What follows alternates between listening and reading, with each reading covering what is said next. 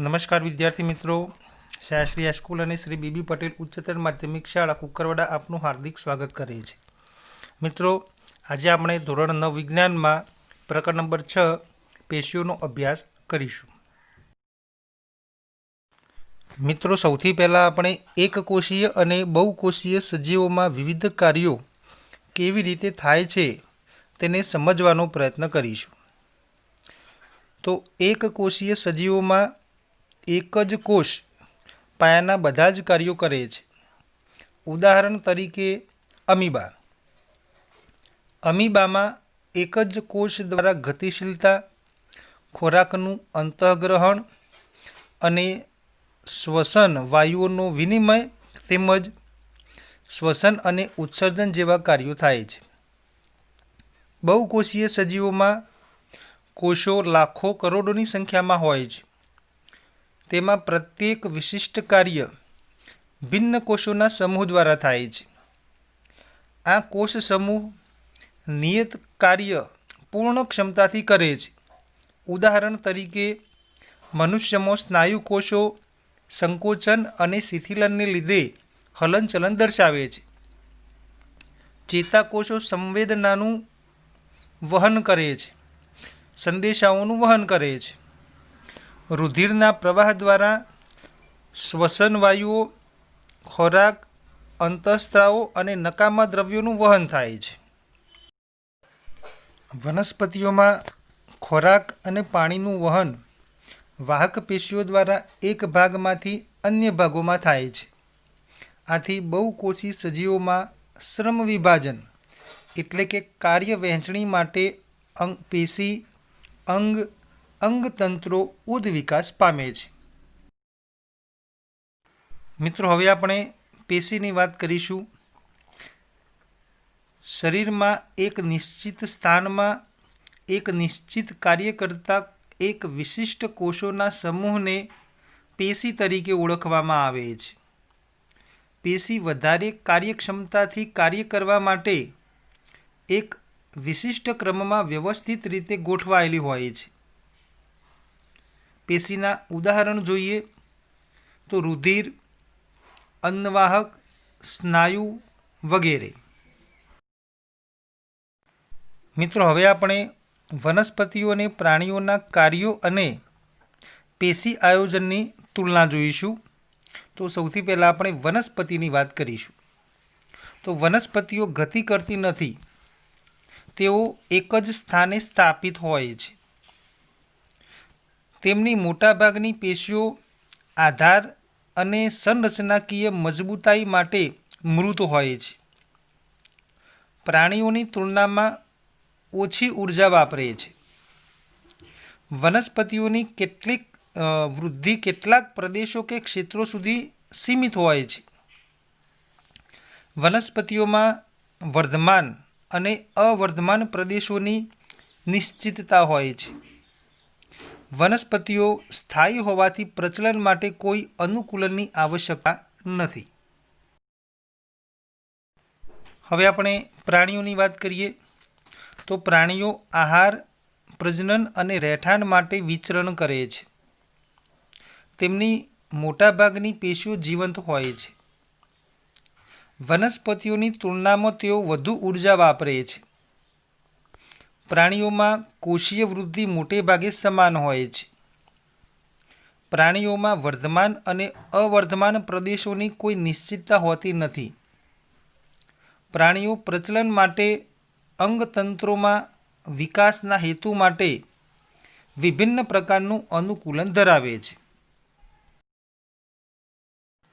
મિત્રો, હવે આપણે વનસ્પતિઓ અને પ્રાણીઓમાં વૃદ્ધિ અને વૃદ્ધિ સંબંધિત પેશીઓમાં ભિન્નતા જોવા મળે છે તેને સમજીશું.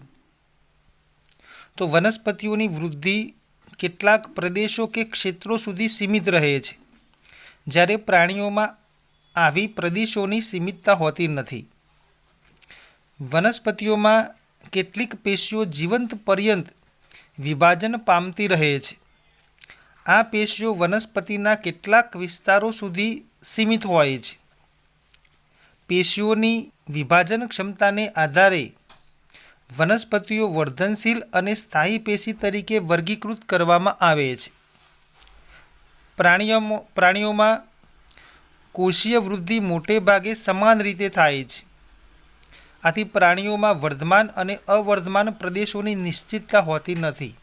આમ વનસ્પતિઓ અને પ્રાણીઓમાં વૃદ્ધિ અને વૃદ્ધિ સંબંધિત પેશીઓમાં સ્પષ્ટ ભિન્નતા જોવા મળે છે. મિત્રો, હવે આપણે બહુકોષીય સજીવોમાં પેશીઓની ઉપયોગિતા જોઈશું. તો બહુકોષીય સજીવોમાં ચોક્કસ પેશી વિશિષ્ટ કાર્ય કરે છે.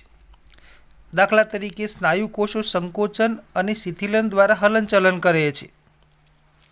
રુધિર શરીરમાં વિવિધ દ્રવ્યોનું વહન કરે છે. વનસ્પતિમાં અન્નવાહક ખોરાકનું વહન દર્શાવે છે. આમ બહુકોષી સજીવોમાં પેશીઓની ઉપયોગિતા શ્રમ વિભાજન દ્વારા કાર્યક્ષમતા વધારવાની છે. મિત્રો, હવે આપણે વર્ધનશીલ પેશી અને તેના પ્રકારો જોઈશું. તો જે પેશીના કોષો કોષ વિભાજન પામી નવા કોષોનું સર્જન કરે છે તેવી પેશીને વર્ધનશીલ પેશી કહે છે. વનસ્પતિ દેહમાં વૃદ્ધિ કેટલાક નિશ્ચિત વિસ્તારો કે પ્રદેશોમાં જ થાય છે. આ સ્થાને વર્ધનશીલ પેશી એટલે કે વર્ધમાન પેશી આવેલી હોય છે. સ્થાનના આધારે વર્ધનશીલ પેશીના 3 પ્રકાર છે. 1 અગ્રસ્થ વર્ધનશીલ પેશી, 2 આંતરવિષ્ટ વર્ધનશીલ પેશી અને 3 પાર્શ્વીય વર્ધનશીલ પેશી.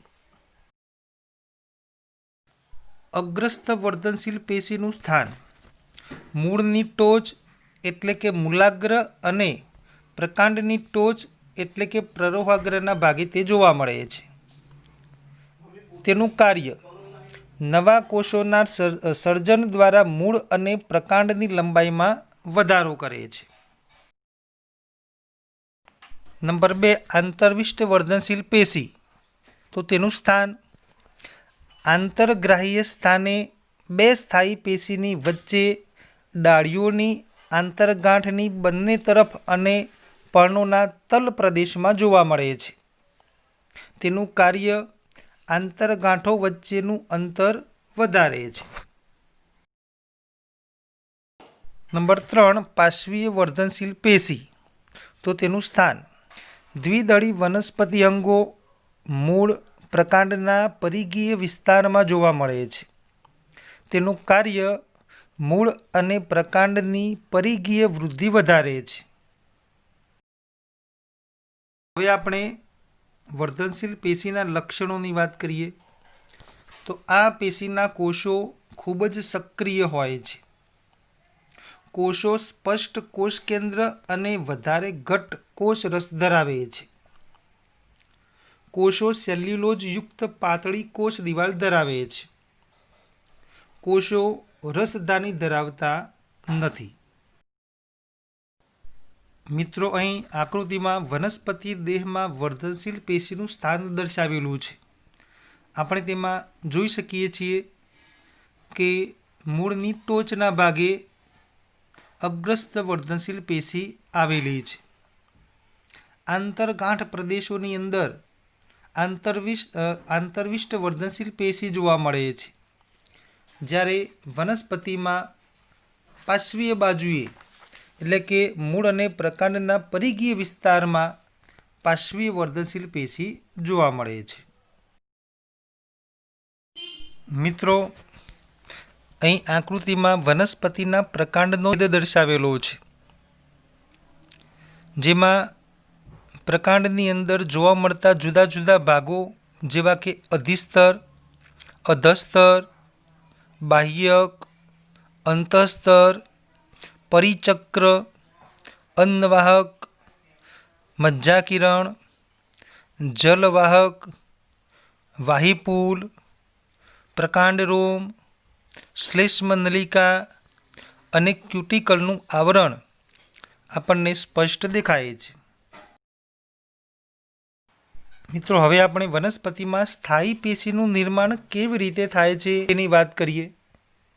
તો સ્થાયી પેશીનું નિર્માણ વર્ધનશીલ પેશીના કોષો દ્વારા થાય છે. વર્ધનશીલ પેશી દ્વારા નિર્માણ પામેલા કોષો વિભાજન પામવાની ક્ષમતા ગુમાવે છે. તેઓ વિશિષ્ટ કાર્ય કરવા માટે સ્થાયી સ્વરૂપ પ્રાપ્ત કરવાની ક્રિયા એટલે કે વિભેદીકરણ દર્શાવે છે. આમ વર્ધનશીલ પેશીના કોષો વિભેદન પામીને વિવિધ પ્રકારની સ્થાયી પેશીઓનું નિર્માણ કરે છે. મિત્રો, હવે આપણે મૃદુતક પેશી અને તેના લક્ષણોની વાત કરીએ તો વનસ્પતિમાં કોષોના થોડાક સ્તરો આધારોત્તક કાર્ય કરતી પેશીનું નિર્માણ કરે છે. તેને મૃદુતક પેશી કહે છે. તે સરળ સ્થાયી પેશીનો એક પ્રકાર છે. હવે મૃદુતક પેશીના લક્ષણો જોઈએ તો નંબર 1, મૃદુતક પેશીના કોષો જીવંત હોય છે. નંબર 2, મૃદુતક પેશી પાતળી કોષ દિવાલવાળા સરળ કોષોની બનેલી છે. નંબર 3, કોષો સામાન્ય રીતે ગોઠવણી ધરાવતા હોવાથી કોષો વચ્ચે આંતરકોષીય અવકાશ રહેલો હોય છે. નંબર 4, કોષોના કોષરસમાં મોટી રસધાની હોય છે. અને નંબર 5, કોષો અનુપ્રસ્થ છેદમાં ગોળાકાર અને આયામ છેદમાં લંબચોરસ હોય છે. મિત્રો, અહીં આકૃતિની અંદર મૃદુતક પેશીનો અનુપ્રસ્થ છેદ અને આયામ છેદ દર્શાવેલો છે. અહીં અનુપ્રસ્થ છેદમાં કોષો ગોળાકાર દેખાય છે અને કોષો વચ્ચે આંતરકોષીય અવકાશ જોવા મળે છે.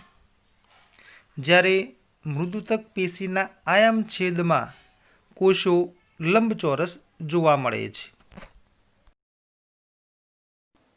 મિત્રો, હવે આપણે મૃદુતક પેશીના પ્રકારોની વાત કરીશું તો મૃદુતક પેશીના કોષો હરિતદ્રવ્યયુક્ત હરિતકણ ધરાવતા હોય તો તેવી મૃદુતક પેશીને હરિતકણોત્તક પેશી કહે છે. તે વનસ્પતિમાં પ્રકાશ સંશ્લેષણનું કાર્ય કરે છે. જલીય વનસ્પતિઓમાં ખૂબ જ મોટા હવા કોટરો એટલે કે વિશાળ વાયુ કોટરો ધરાવતી મૃદુતક પેશી આવેલી હોય છે. આ પ્રકારની મૃદુતક પેશીને વાયુતક પેશી કહે છે. તે જલીય વનસ્પતિઓને તરવા માટે તારક બળ આપે છે.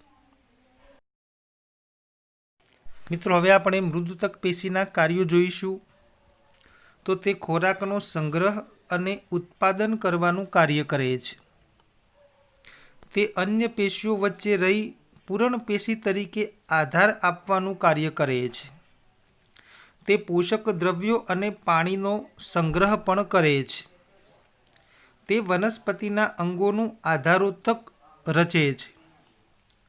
તે જલીય વનસ્પતિ અંગોને તારક ક્ષમતા બક્ષે છે અને તે જીવરસના ઘટકોનું સંયોજન કરે છે.